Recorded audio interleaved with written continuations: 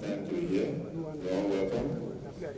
And also greet all former principal officers and presiding officers particularly who found time to be here. Members of the Federal Executive Council, ambassadors and high commissioners here present, former presiding officers earlier mentioned, Secretary to the Government of the Federation, and Chief of Staff to Mr. President and former Speaker, the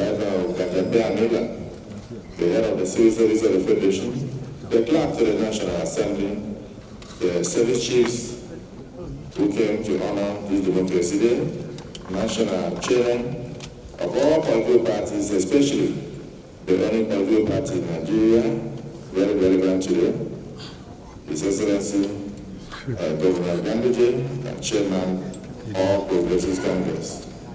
Our real fathers who are here with us, Chairman, National Assembly Service Commission and its commissioners, Deputy Clerk to the National Assembly, Clerk of the Senate and Clerk of the House of Representatives, Secretaries of Directors of the National Assembly, National Assembly Management Staff, distinguished invited guests, gentlemen of the press, ladies and gentlemen.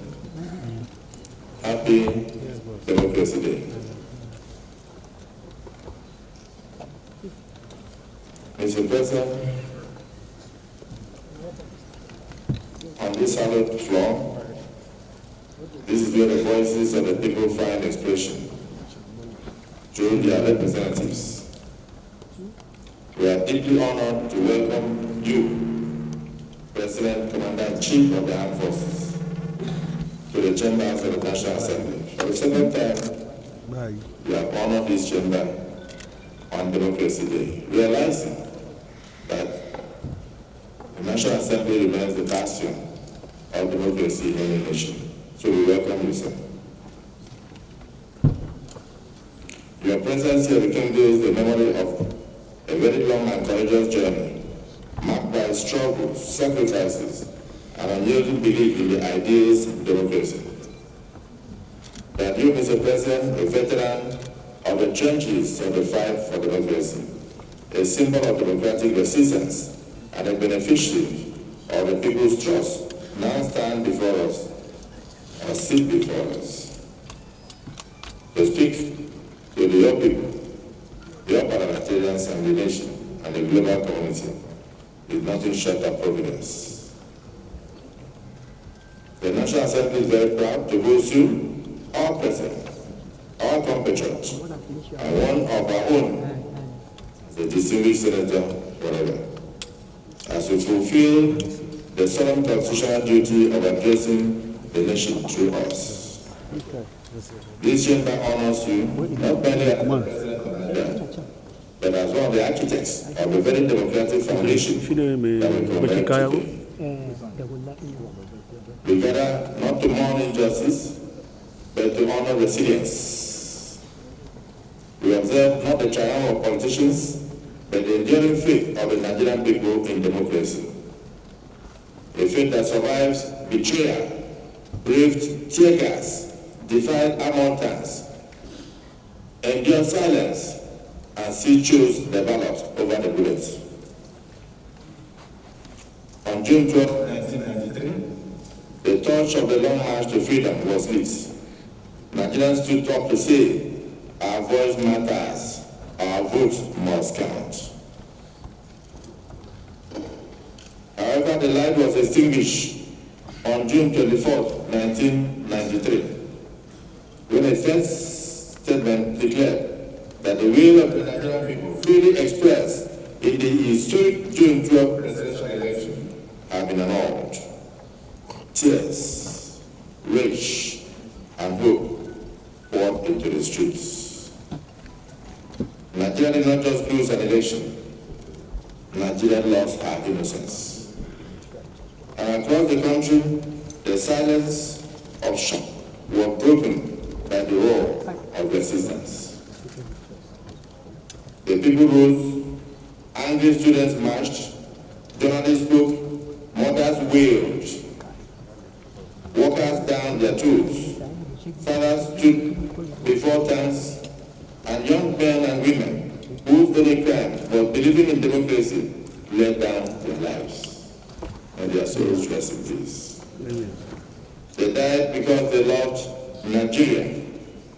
They loved Nigeria enough to fight for her soul.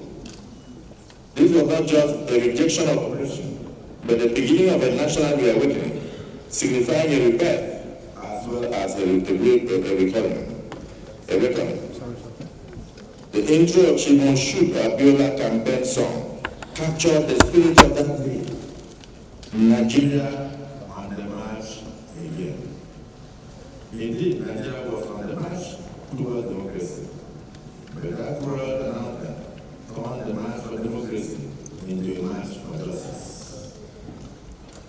Many, including Your Excellency, stood up in those days of darkness. While others chose silence and others chose compromise, you chose to exhibit courage, real courage. At great personal cost, Nnamdi, which you were part of, helped sustain the flame of liberty when it was most at risk of going out. Even to say a word. So as we mark this day, let us remember those who bled so we could vote, those who took risks so we could speak, those who were buried so that freedom might rise. Let us also pay tribute to all those who played pivotal roles in Nigeria's democratic transition. This year's theme, 26 years of democracy, renewing our commitment to national development, is not a slogan.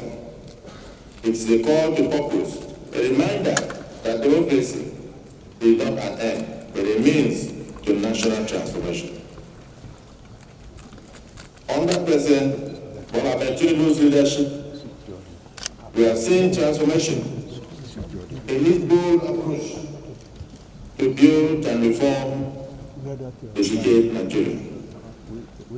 From unifying the foreign exchange market, the local government autonomy, the formation of the regional development commissions, the Nigeria's educational loan fund, to removing the fuel subsidies, to attracting foreign investments, to the major issue at stake today, the tax reforms, the tax unifications.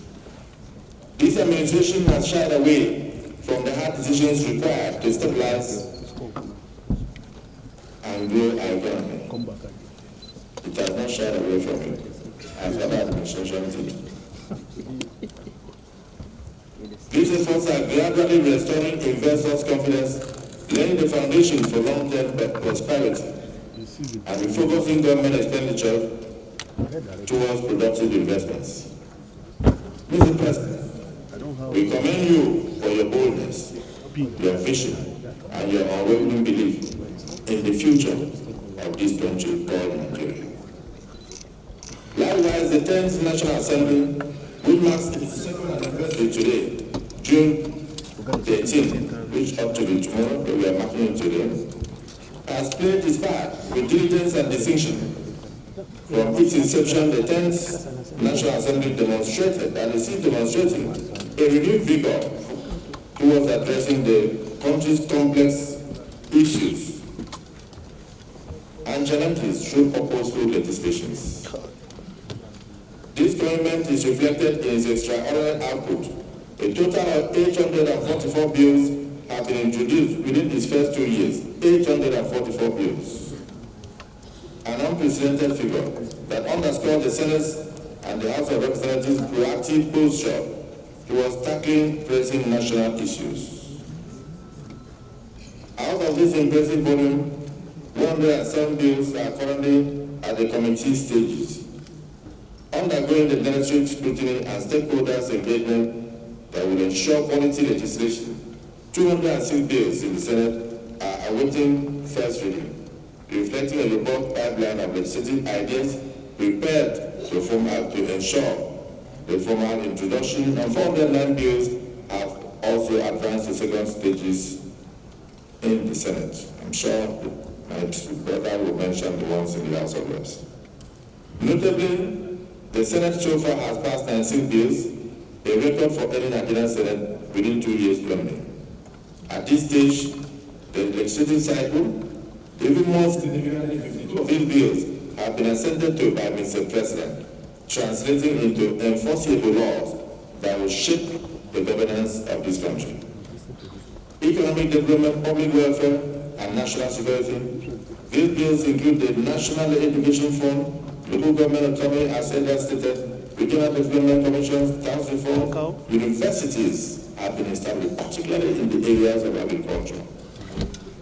I must thank you also for the University of Environment established in Ighodalo, long ravaged by oil exploration and exploitation. So to establish that institution to remediate the terrible situation of Niger Delta. We thank you. The 10th Senate has acted decisively on 26 executive bills, showcasing a healthy balance of cooperation and oversight in its engagement with the executive arm. These executive-sponsored legislations address key policy issues and that will benefit not just the Senate but Nigerians as a whole. And we have done this through thorough review and refinement. Beyond bills, the National Assembly has received over 100 petitions from Nigerian citizens and civil societies. This is a testimony to the public trust in the institution. Of these, 28 petitions have been fully adopted, providing redress, transparency, and institutional accountability. This teaches us that nations make the greatest progress when the executive arm that governs us has vision, and the legislation guides with wisdom. But they prosper most when both work hand in hand, not as rivals, but as close stewards of the national trust.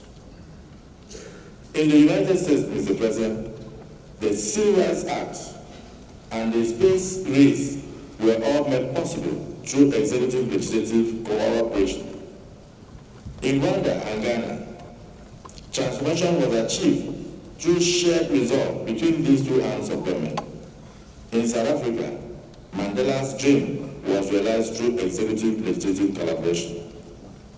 The lesson is very clear. Where governance is in partnership, progress follows.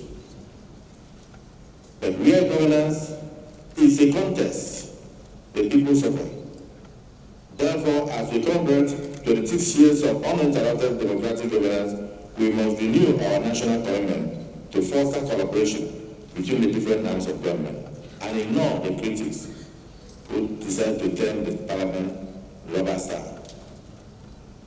But they don't understand why we are here.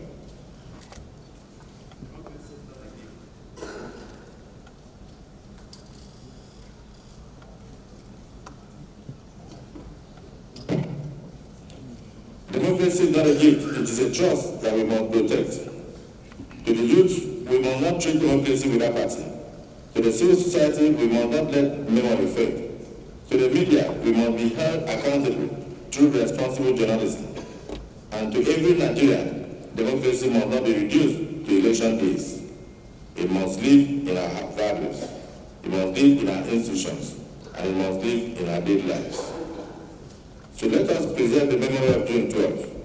I respectfully urge Mr. President that we consider the establishment of a June 12th museum, a living archive where the stories, artifacts, struggles, and sacrifices of our leaders and the democratic movement will be housed, preserved, and taught, and let nations learn from the past losses of our dear country. And this will remain a moral compass for the future generations. As President of the Senate, I reaffirm the unwavering commitment of the 10th National Assembly to the cause of the Nigerian people. We must continue to champion every policy that uplifts the poor, empowers our youth, strengthens our economy, and defend the dignity of every citizen of this nation. We owe it to those who fought. We owe it to those who fell. We owe it to those who still believe. May we never again betray the hope that was once betrayed. And may we never lose the freedom that was once denied. Once again, Mr. President, welcome home to your chamber. which is not only the heartbeat of our nation's democracy, but your political home. We now have the singular privilege and honor to invite you to address your people. Thank you, Mr. President.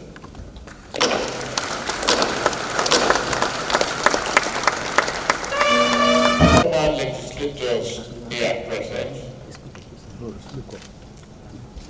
the National Chairman of All Progressive Congress, Secretary to the Government of the Federation, Honorable Ministers here present, Head of Civil Service of the Federation, Clerk of the National Assembly, all senior government officials, gentlemen of the press, distinguished ladies and gentlemen. We perform honor and stand before this joint session of our National Assembly, the parliament that embodies the will of the Nigerian people. Today, as I enter this grand edifice built from the sweat and toil of our democratic yearning, my heart stirred. It was a blend of accomplishment and resolve. I felt a sense of collective accomplishment when I realized how far we have come as a nation. Since 1999, with every footstep I took through this hallowed hall, up to the moment I now stand before you, I remember that we still have so much and a lot for that to go. To achieve this progress, we sought an elective office to lead this nation forward. Thus, I hereby affirm before you, our merciful and almighty God, and all men are resolved to do all that I could do to safeguard and build our democracy as the divine hand intended for us to do. Since 2018, we have celebrated Democracy Day on this day to commemorate the sacrifices of the men and women who fought to restore democratic governance to Nigeria. Let me pay tribute to my predecessor, the former President Muhammadu Buhari, for reaching back into history to rectify a national misdeed by making June 12th Democracy Day and by officially acknowledging Chief MK Abiola and his running mate Babagana Kekere as the victors and the duly elected president and vice president respectively of Nigeria after June 12, 1993 election. Year by year, election after election, every time we debate instead of battle, we discuss instead of fight, and argue instead of destroy. We preserve the institution of democracy. More importantly, we weave the culture of democracy into very fabric of our nation. We thank God for this. Whilst Chief MK Abiola is June 12th central figure, we must not forget the long list of those who equally deserve to be called heroes of democracy. We must celebrate the courage of Alhaja Kudirat Abiola and Afe Babalola, both of whom were murdered by agents of military repression. We also remember the many civil rights activists, journalists, and politicians imprisoned exiled, tossed aside, tortured and beaten by the military regime. We remember Chief Anthony Enoro, Commander Dan Suleiman, Chief Abraham Adesoya, Ayo Adebanjo, Chief Gani Fawaini, Malara Musa, Gani Udaudu, the journalist Babuda Kado, and Commander Nnamdi Kanu. I mention these names not to exclude or degrade the profound contribution of anyone else, but to illustrate through this film and herald the universality of our pursuit of democracy. The struggle was never the province of any one group or section of the country. It was pan-Nigerian in its conception, and it will even be more pan-Nigerian as we strive to perfect it. It is fitting that I come to this chamber to you. You are the authors of the people's law, and I must be their faithful implementer. While we may not always agree, we must forge a way to work together, because this is what democracy demands of us. I pledge myself to this cooperation and ask that you do the same for the good people of our country.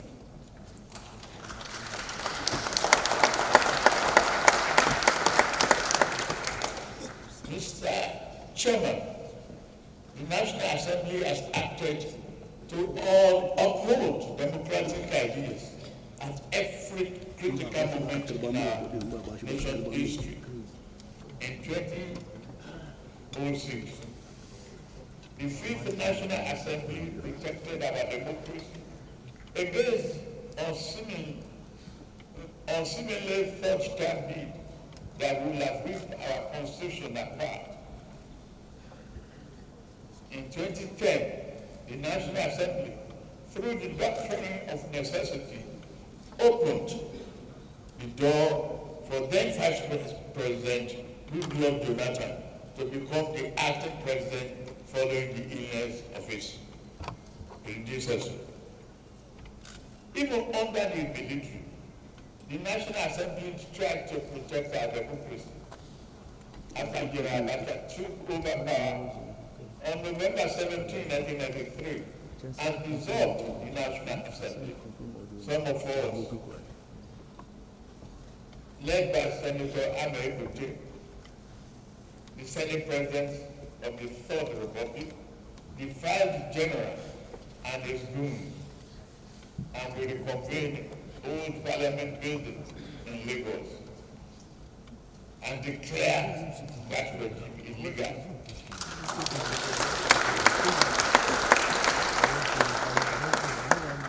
We had the courage to do so, the determination to reinstate democracy, but we were jailed for our defense. On behalf of a grateful nation, I commend your invaluable role in lawmaking, oversight, and constituency representation.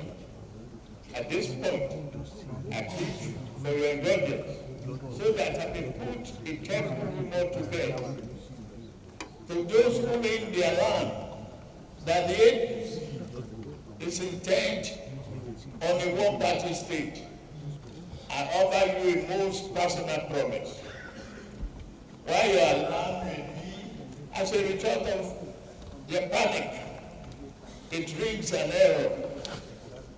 At no time in the past, nor any instance in the present, and at no future junction, shall I view the notion of one-party state as good for Nigeria.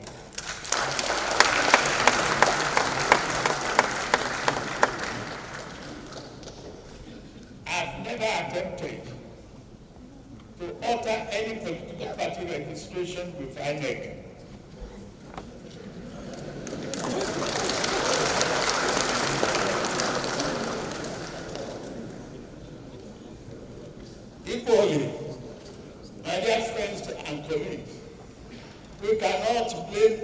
anybody seeking to bail out of a sinking ship, even without collateral.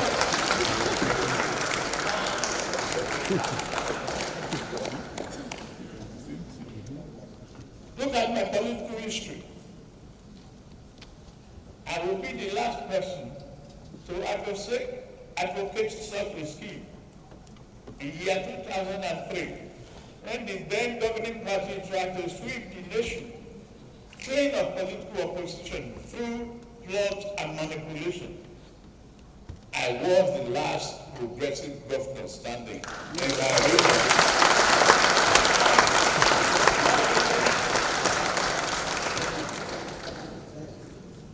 In their numbers, they boasted. In all their numbers and the first grandeur, they boasted of ruling not only governing Nigeria, but the next half century or more. Where I did know.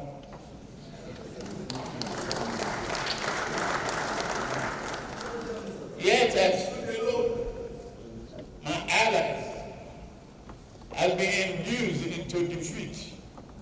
My adversary held all the cards that what a man could carry. Even with all of that, they could not control my destiny and could not control our national destiny because fate is written from the above.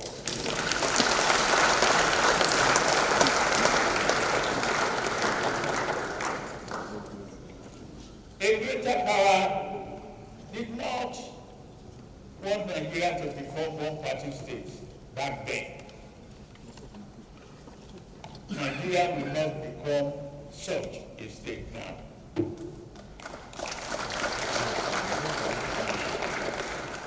The failed effort to create a one-party state placed progressive political party forces on a trajectory to form the APC.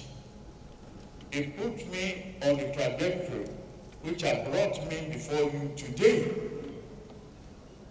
I dare not such a favor to any political adversary by repeating the same mistake of political overreach.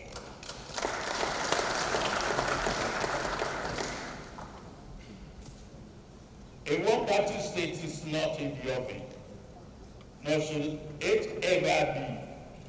That said, we would be guilty of political malpractice if we close our door on those from other parties who now seek to join.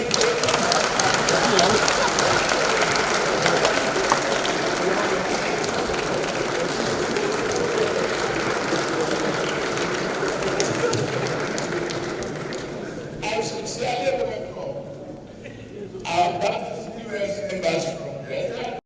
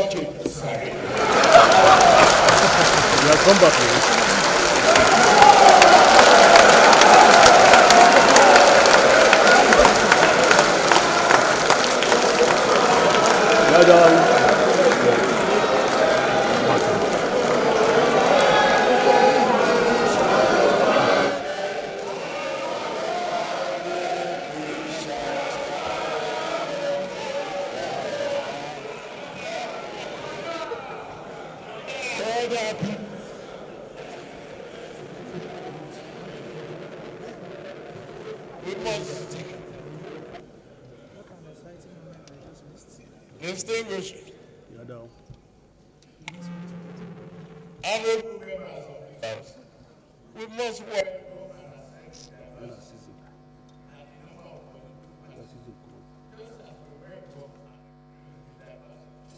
of our population. Our efforts must never be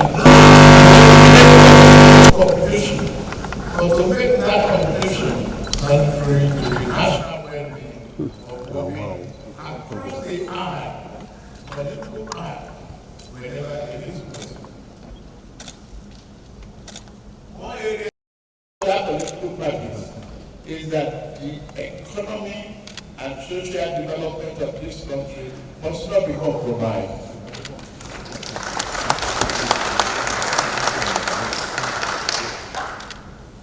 On assuming office, my team and I moved to reform our ailing economy. We introduced fundamental reforms to correct structural imbalances that prevented maximum growth. We are already seeing results. The GDP grew by 3.4% in 2024, with Q4 hitting 4.6%. The highest quarter growth in over a decade. Inflation is easing gradually, steadying the price of food staples like rice and beans.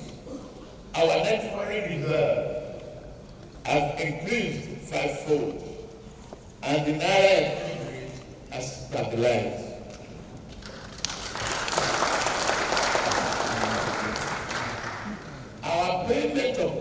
Our balance of payment position is positive. Our sovereign credit rating is improving, and we continue to promote oil and non-oil gas exports. State do not need to go about borrowing to pay salaries anymore.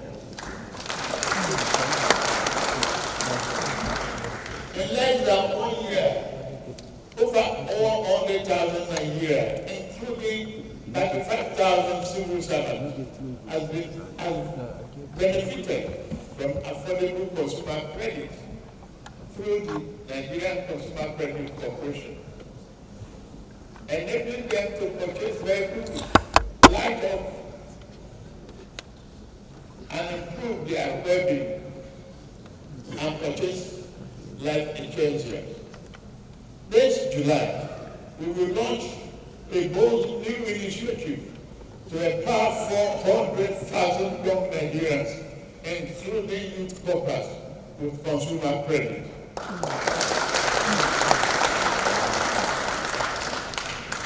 We are committed to giving more opportunities to young people through job creation and skill development. Through such programs as Nigeria Education Fund, NELFund, we are investing in education and in the great avenue of our country, vocational training, apprenticeship, and entrepreneurship to ensure that our youth are job ready and future ready.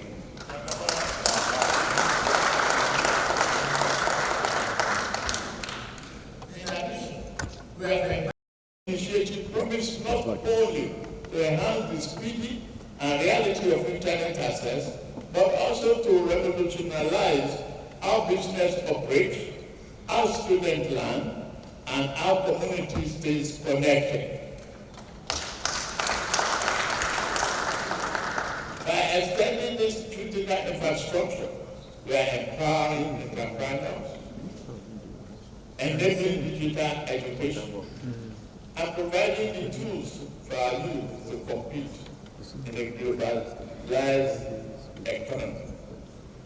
Our Nigerian First policy will further enhance progress and will consolidate market-driven growth. The improved economic performance is encouraging and validates the soundness of our policy measures with collaboration with you. Our medium-term growth target remains an economy growing at a 7% clip with a stronger manufacturing base. We must learn to produce and grow most of our food, and we are on the path to achieving food sovereignty.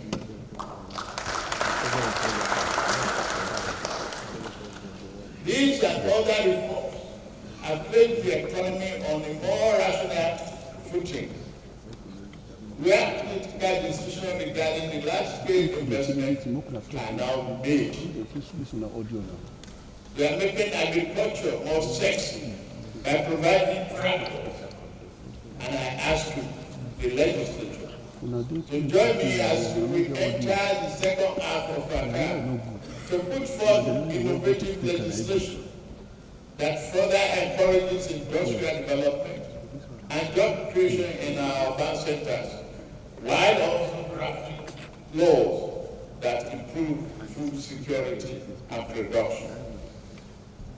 To further underpin our economic vision, we introduced a competitive tax reform package, a vital component of our economic re-engineering. I am deeply grateful to both chambers of this House for your thorough consideration and deliberation of these bills, and I look forward to signing them into law soon.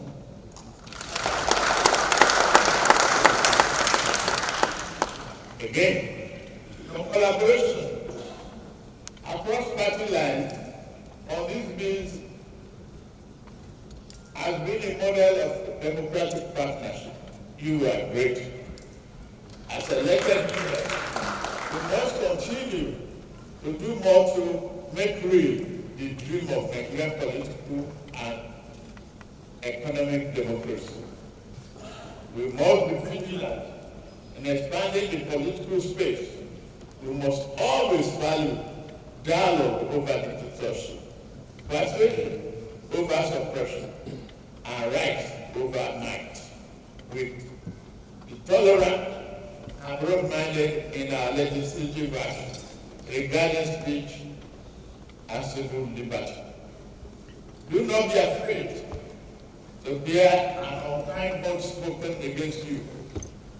Some of the best advice a politician gets sometimes comes from his most ferocious opponents, if they think going. We do not seek silence because the imposed silence of repressed voices may breed chaos and ill-will. Not the harmonic of democracy in the long term.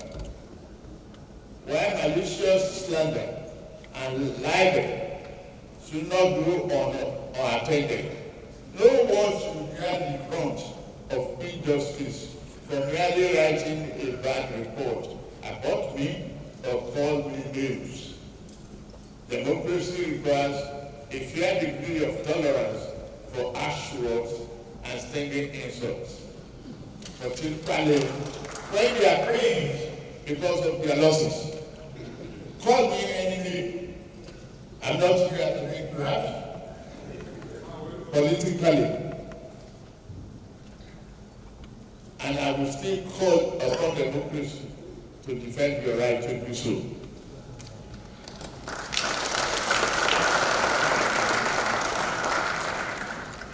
Mr. Senate President, Mr. Speaker, distinguished senators and honorable members, our nation is not perfect, but it is strong. Our democracy is not invincible, but it is alive. And this means our dream of a prosperous, happy nation is still within reach and worth fighting for.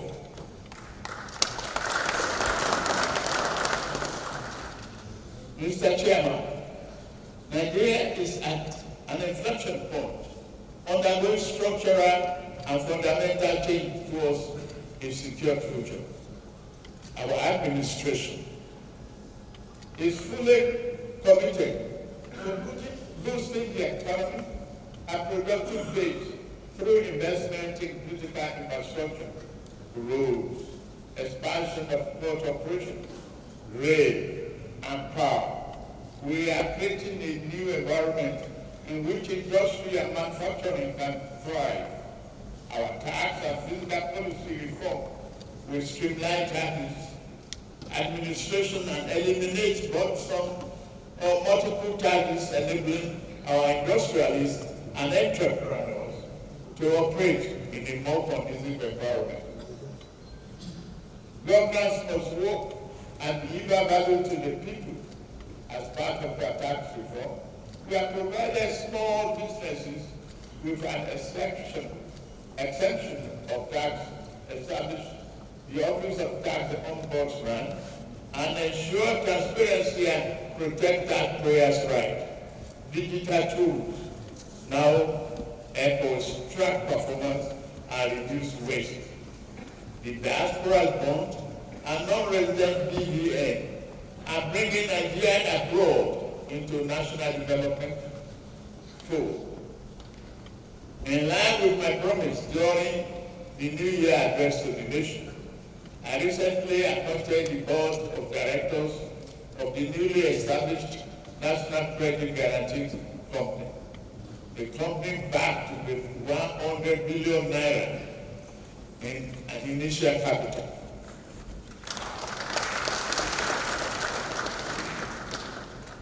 With the Bank of Industry, BOI, which, by the way, is performing very well in supporting SMEs, next year, Credit Corp and Murphy as stakeholders. BOI will play a significant role in transforming the nation's industrial landscape and reducing corruption.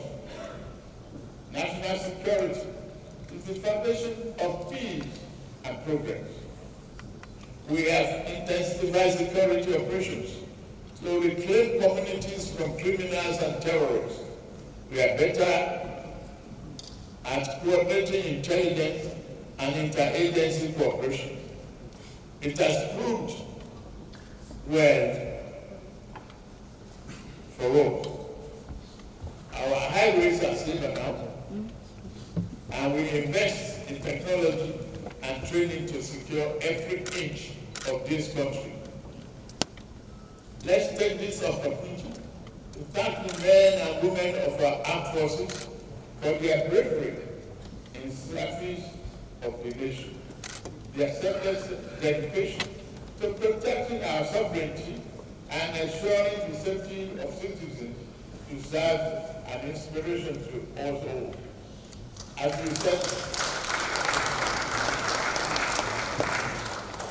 we celebrate the progress of our democracy, we must not forget the pivotal role they play in safeguarding our freedom. For their courage and commitment, they deserve not only our gratitude, but also our continued support, prayers, and recognition.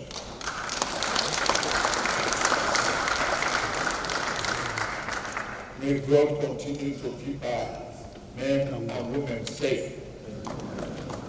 Fellow compatriots, our achievements are not work of one man. They are the result of a collective effort to make possible the Nigerian dream. Yet, the journey is not over. We must work even harder to translate the broad macroeconomic gains into tangible improvement in the lives of ordinary Nigerians. We must stay the course, reject cynicism, and believe Nigeria can and will rise again.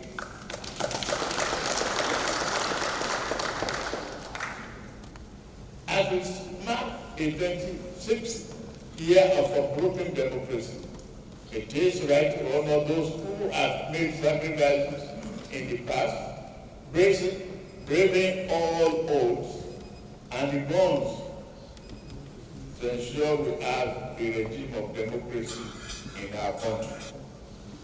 In this light, I announce the conferment of posthumous honor of CAFR on Kudirat Kekere-Ekun.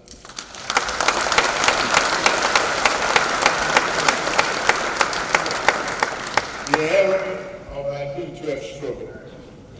I also confer posthumous honor on Shehu Musayi Adua,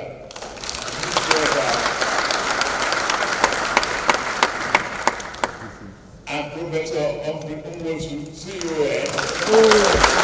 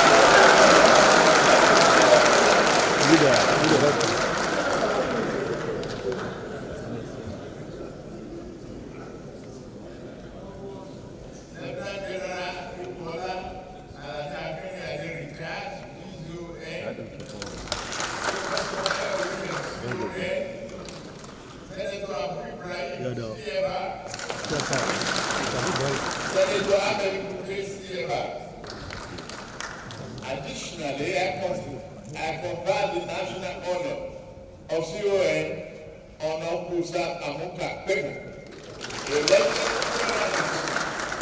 and the publisher who remained true to his lifetime calling as he marks his 90th birthday tomorrow. Furthermore, I also confer Kumo's national honor on CON.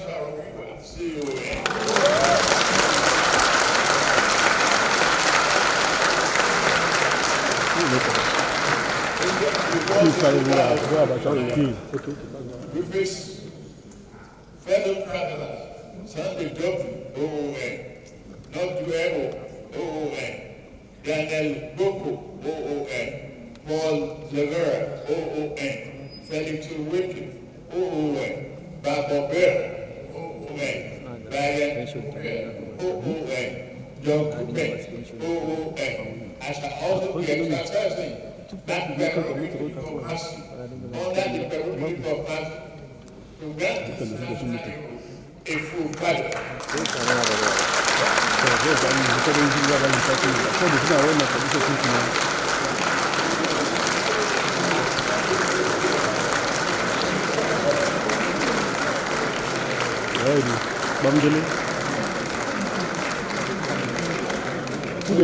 Bamdele. With other names that shall be announced later in the conjunction with the National Council of State.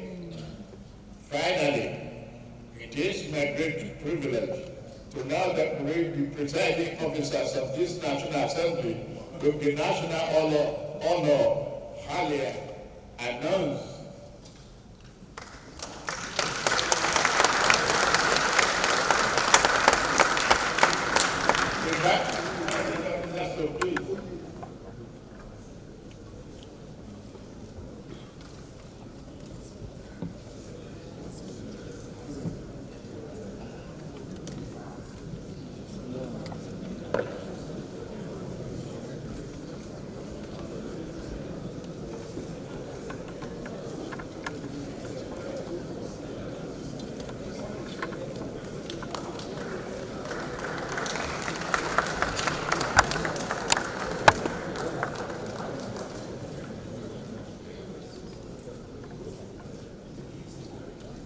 Glaciates.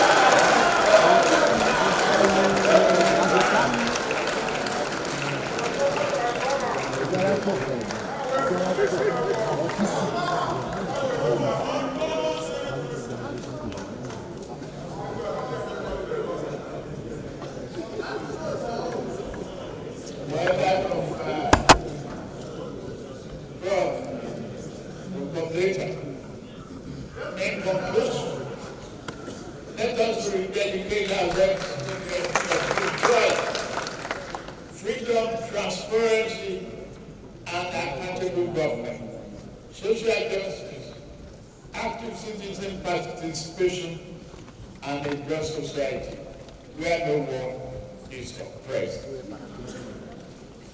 We must strive harder to hand over a banner for our children and grandchildren without stain.